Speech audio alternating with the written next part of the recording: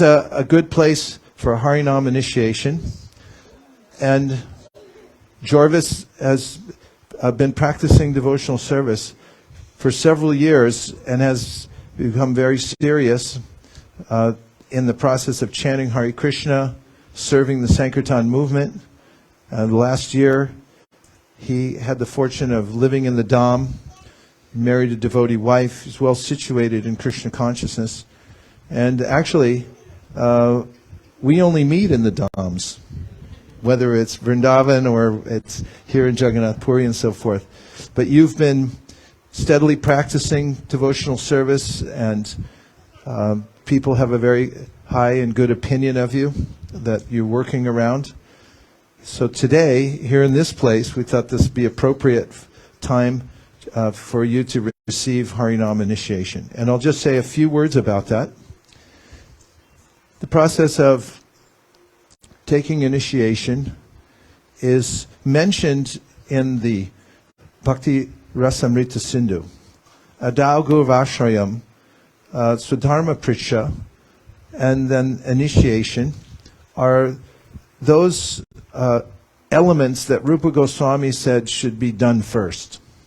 Of course, we just start chanting Hare Krishna at any time, and the process of initiation is just that. It's a process. Bhaktivinoda Thakur mentioned it as Pancha Samskar.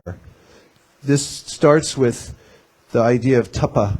Tapa means that you turn away from the material world. Doesn't mean you quit your job or cut your hair, but, cut some of your hair at least. But what it doesn't mean is that in your heart you've decided that I'm not optimistic about the material world. I'm not going to stay here. It's Om Tad Vishnu Paramam Padam Sada. Your goal is upward. Tatak Padam Tat Parimargitavyam. You're making that journey back to Tat. Tat is that Supreme Personality of Godhead. So that's the first step. Second step is called Tapa Pundra. Pundra means that you start showing the external signs of being a Vaishnav. Urdhva Pundra means wearing tilak. So wearing the tilak, when people see the tilak, they go, oh, Hare Krishna. And when you look at yourself in the mirror and go, right, Hare Krishna. And everything, Hare Krishna, because this is Hare Krishna. So this is, now I'm showing myself as a Vaishnav. Even wear some tulsi beads around your neck. You can be walking in Timbuktu, and you'll run into somebody and notice his tilak neck beads, and they'll say, Hare Krishna, Hare Krishna. And the next stage, Tapa Pundra, is Nama. So Nama means that you accept a new name. So Chaitanya Mahaprabhu, when he traveled in various places, for instance, when he left Vrindavan, he was with a few devotees, and again, he fainted in ecstasy. He woke up and the police were there, and they all wanted to know why his followers had poisoned him and were stealing all his stuff. And when he came back from his trance, he said, I don't have any stuff, and these are my followers. And then he started a conversation with the police officers who were riding on horses, and it turned out they were Muslims, but they were very sincere, and after talking to Chaitanya Mahaprabhu some time, they said, we'd like to also become your disciples. So he initiated several of them right on the spot. And Prabhupada mentions that this is the objective of the Krishna consciousness movement, is to go everywhere in the world and meet people who are sincere about finding God, and give them the process that is universal, Sanatana Dharma, given by Sri Chaitanya Mahaprabhu. And he says then such a person assumes a new identity. You no longer have the body that you were given by your parents, and they named you Jorvis. And then you attain the status of Bhakta Jorvis. And then today you get a new name, and I won't tell you what it is yet, but it does have the name Das in it. And that's the most important part, because Jeev Krishna Das E Vishwas Kodle Tor Dukanai. When you sign up for being a servant of Lord Krishna officially, and you say, this is my program in life, I'm a Das. This is a coveted position, the one that Balaram is looking for. That's his main idea, as I'm a servant of Krishna. Vaitacharya, all the expansions of Krishna, they all think, how can I serve Krishna? The only ones who don't think like that are conditioned souls. They're thinking, I'm good. I don't need anybody, what to speak of all this Hare Krishna stuff. But when one comes to this tapa, pundra, and then nama, one says, enough's enough. I'm entering deeply within this with a vow. So you not only get a new name, a Hare Krishna name, but then you also take a vow to maintain the chanting of Hare Krishna. This is the essence of the initiation. When you have Shraddha, that Krishna and his name are non-different, and that my prime objective in life is to keep the transcendental vibration going at the level as is prescribed by our founder Acharya, then you become eligible for this Harinam initiation. Past that, there's also the stage of mantra diksha, in which after chanting Hare Krishna, after Harinam initiation, then one will take the mantra diksha, which means you receive the Gayatri mantra and other esoteric mantras that bring you ever closer to the personal conception of Krishna. And then also you enter officially into deity worship. This is called the Pancha Samskar. And the holy name is the ultimate conclusion of all the Vedas. Sarva Vedeshu Drishyate. In the Purana called the Kalisantarana Upanishad, it's not a Purana, it's an Upanishad. It's mentioned, the full mantra is mentioned there. And then it says, Sarva Vedeshu Drishyate. Those who know how to shine a light properly on all the Vedas will come to this conclusion that the ultimate goal of all of them is chanting Hare Krishna Mahamantra. And it mentions the mantra, 16 words, 32 syllables. There are 10 offenses to avoid when chanting the Hare Krishna mantra. That means, because now that's your main service in life, is to finish your rounds every day, you should follow these and avoid these 10 offenses throughout your life and in all aspects of your life. The two most important are, number one, don't offend devotees. Always be careful. Don't take sides, and don't criticize devotees, especially if you have some emotion in your heart. Don't speak it, and especially don't write it and put it on the internet, because then it's eternal and it'll multiply by millions of times, and the results will come back to you, which means that it'll be very difficult to advance in devotional service. Stay out of it and be careful, and avoid conversations where people are trying to malign devotees, and then you'll be safe to go on chanting Hare Krishna. Is that okay? And the other is to take the initiation as an entitlement, that because I'm initiated, because I'm chanting, I can do whatever I feel like doing.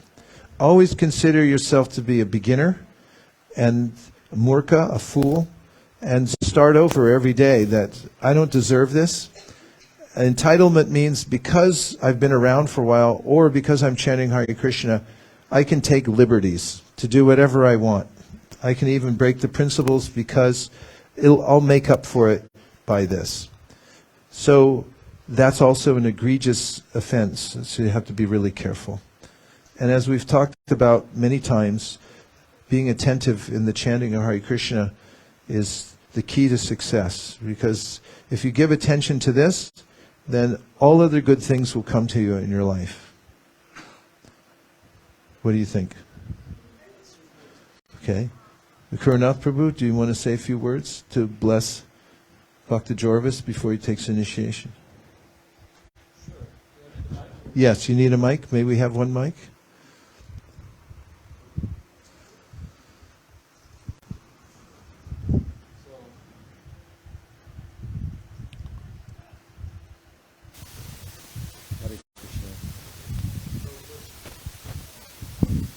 Hello, Hare Krishna. There you go. Okay. So I like to always say, welcome to the family. When you're initiated, you're made a connection. Srila Prabhupada often said at initiation ceremonies that initiation means just that, it's a beginning. then it marks the beginning of the phase of the anartha nivritti, which can go on a long time. But it's a process that we can tell from our God brothers and others that it really works, and it will actually lead you eventually to the lotus feet of Krishna if you keep watering, as you know, the bhakti lata. So you've made a connection with a very wonderful spiritual master, and you can learn to serve Krishna by serving your spiritual master. It's only by the grace, this is the process of devotional service. It's only by the grace of the spiritual master that you actually can. The spiritual master always wants to bless his disciples, but the disciple has to be receptive to receive that blessing by becoming surrendered to the spiritual master, and then the spiritual master is the transcendental via medium, the transparent via medium to Krishna. So welcome to this process, and you've got a big family now of other devotees that are initiated in ISKCON. Hare Krishna.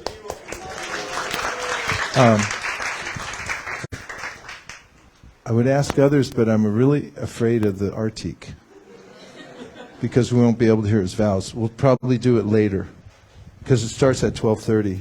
Artik, right? Okay. Jagarini and then Nirakula. Give a blessing. Hare Krishna Prabhu. It's always super enlivening for all of us, old devotees, to see young, enthusiastic, sincere devotees join the family. And I wish you all the best. If you take advice from Vaisesika Prabhu and Guru Ma Nirkula, you're guaranteed to go quickly. They know all the ropes. It's not what you know, it's who you know. They know all the shortcuts. And if you do the work, you'll get to the goal. And congratulations, Hare Krishna.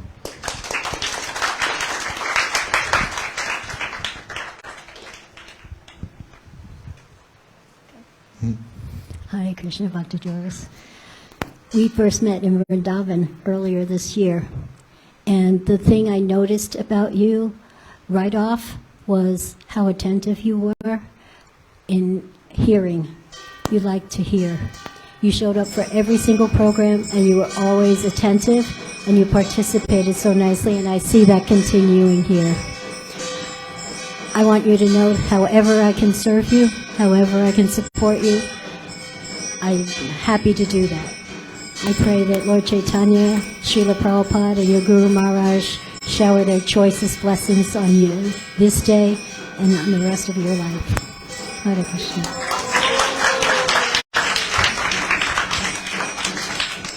Now, please tell us your vows. Guru Maharaj, Guru Ma. I'm taking the vow of chanting.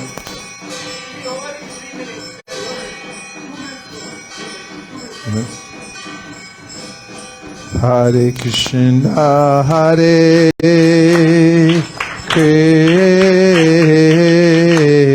Krishna, Krishna Krishna, Hare Hare, Hare Rama, Hare Rama, Rama Rama, Hare Hare. Bolo.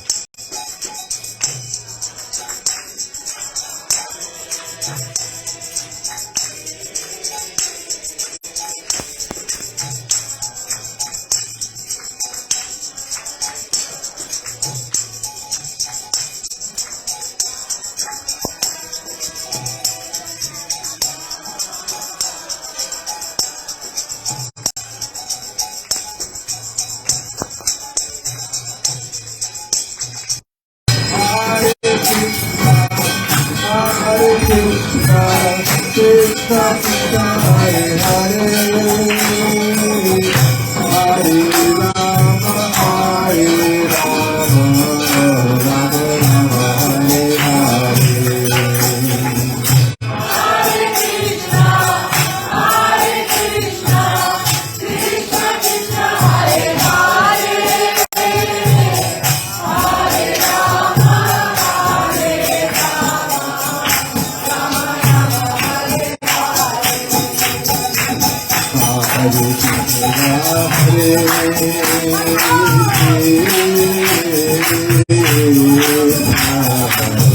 Krishna Krishna Hare Hare Hare Rama Hare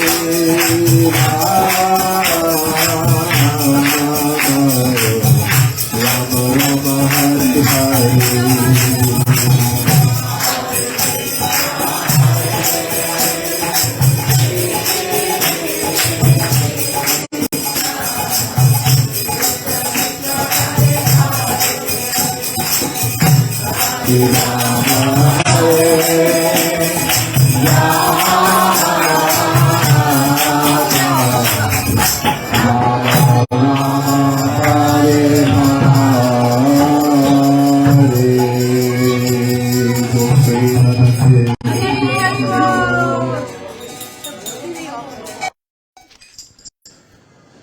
So this system of taking a vow, actually the word devotee, devoto, means one who keeps a vow. A vote. Vote is a kind of vow, according to the etymology. So when you speak the vow, it registers. Krishna takes you seriously that I'm going to follow this path, and everybody else takes you seriously too. So the vow is like a wedge. It opens up a space for you to expand in your devotional service. Until we take a vow, we don't know what kind of power there is through the disciplic succession, but once we do, we start to realize that if I make this commitment, then Krishna will back me up.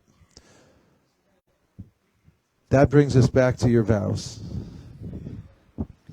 So I take the vows of chanting at least 16 rounds of Maha Mantra every day. I take the vows of not indulging in meat eating, no intoxication, no gambling, and no illicit sex. Meeting includes no meat, fish, or eggs. No meat, no fish, Even if you're or in eggs. Jagannath Puri. No fish. Okay, so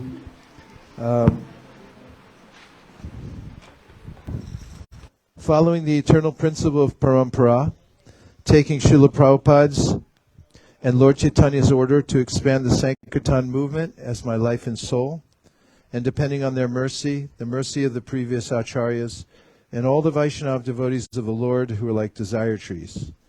I am exceedingly pleased to accept you as my disciple, and therefore a grand disciple of His Divine Grace, A.C. Bhaktivedanta Swami Prabhupada, and a member of the Brahma Madhva Gaudiya Sampradaya. May all the previous acharyas and the ocean of mercy, Lord Sri Chaitanya Mahaprabhu, shower you with their grace.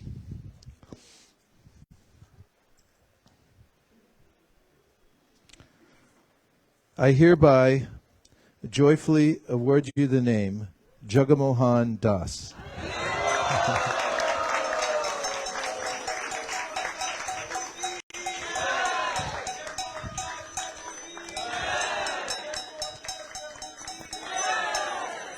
Proof of purchase. Hare Krishna, Hare Krishna.